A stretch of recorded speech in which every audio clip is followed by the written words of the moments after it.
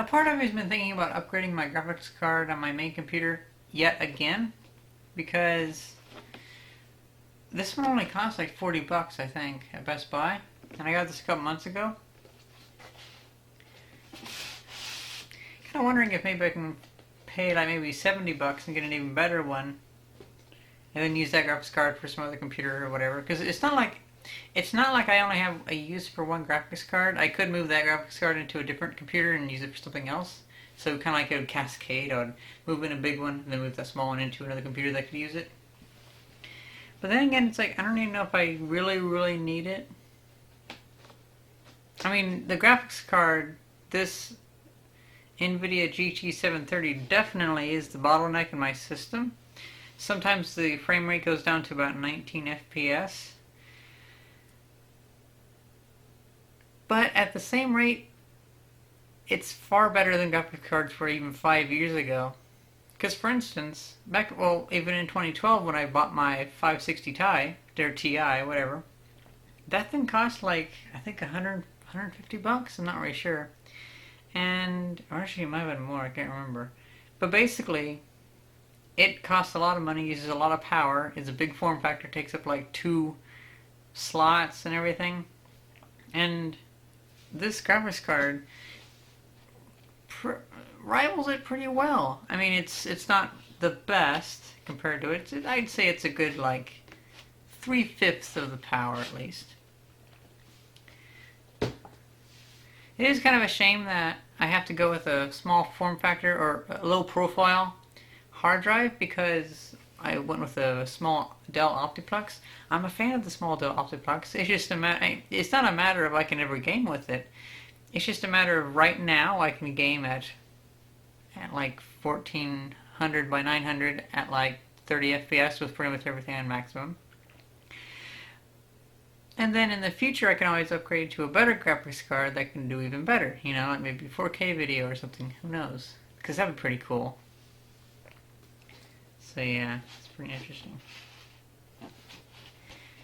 The technology from modern graphics cards always trickles down into more compact graphics cards, so it's just a matter of time until I find one. Because like for instance, 4 years ago, or more like 5 or 6 years ago, I picked up like a $40 graphics card at Walmart, and it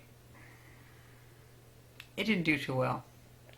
Definitely not compared to that one. This is like, I think there's also like a GeForce GT 710 or 720 at Best Buy for like 26 bucks, and it's still pretty comparable. Can't wait to see where things go. Oh man, even in like 5 years?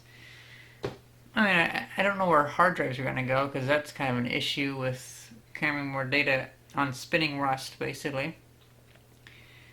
I could see SSDs are really making a jump, though. I mean, they already are making a pretty big jump, and they're getting even more reliable than hard drives, or spinning rust, spinning disks, you know. Can't wait to see what kind of computers we'll have in 5 years. I think that my Optiplex, I mean, for instance, my Asus CM6850 with the 560 Ti that I have back in Illinois, it's still pretty good. And that's from 2012, so it's 3 years old. I think it should be able to easily last another 2 years, probably last another actually 5 years. So I'm thinking this Optiplex with its i7, and it's pretty much top of the line Optiplex. It should probably be good for like 7 years for me, I think. Not really sure.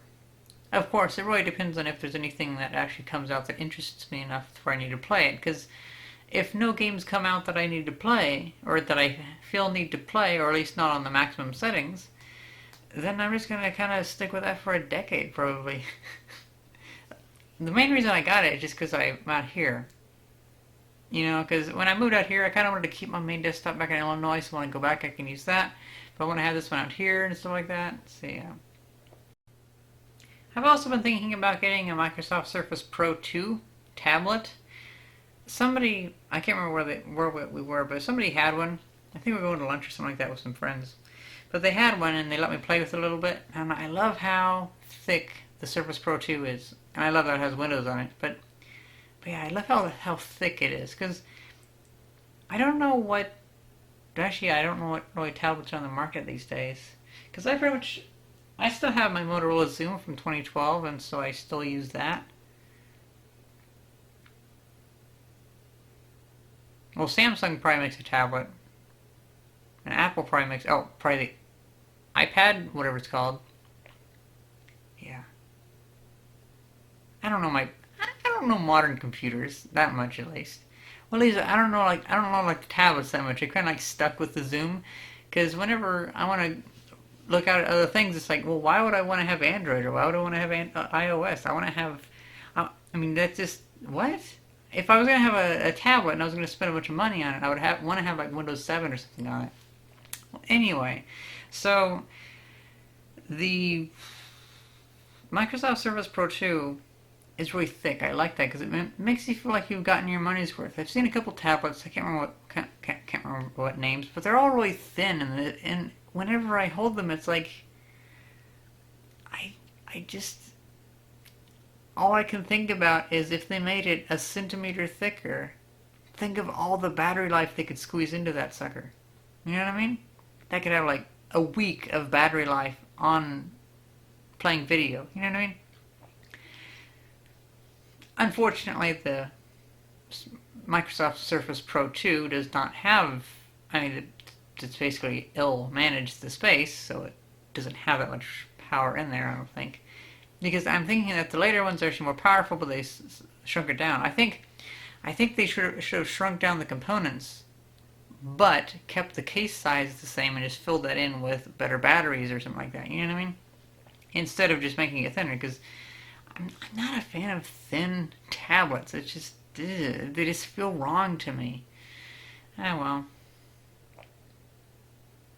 I'm pretty sure that pretty much at any time, there's always going to be some company making a thick tablet that's good for me, though.